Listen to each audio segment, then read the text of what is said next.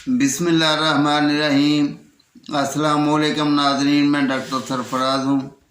उम्मीद है आप सब हज़रात बाखैरियत होंगे। आज की इस वीडियो में आप हज़रात खांसी और सांस की तकलीफ़ वगैरह के बारे में जानेंगे और आखिर पे आप हज़रात को इसका इलाज बताऊंगा कि ये कैसे ठीक होगी।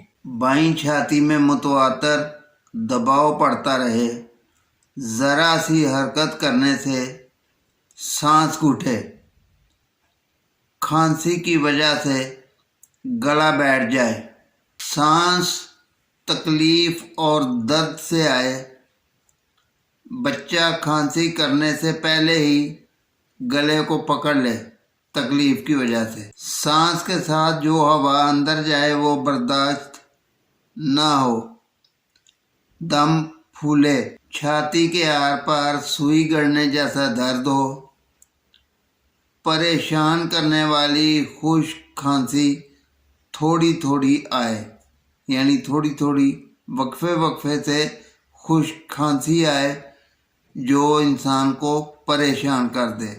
और ये खांसी रात के वक़्त या आधी रात के बाद शिद्दत इख्तियार करे, यानी काफ़ी ज़्यादा खांसी होना शुरू हो जाए, फेफड़ों में गर्मी महसूस हो, कफ थूकने से खून आए, खांसी करने के बाद छाती में सुरसराहट हो।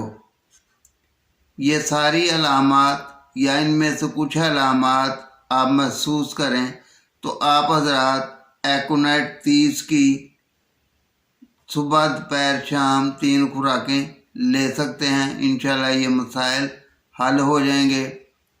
वीडियो अगर पसंद आई है तो वीडियो को लाइक कर लें, दोस्तों के साथ शेयर कर लें और नए आने वाले हज़रात चैनल को सब्सक्राइब कर लें। अल्लाह हम सब का हामी व नासर हो। अल्लाह हाफिज़।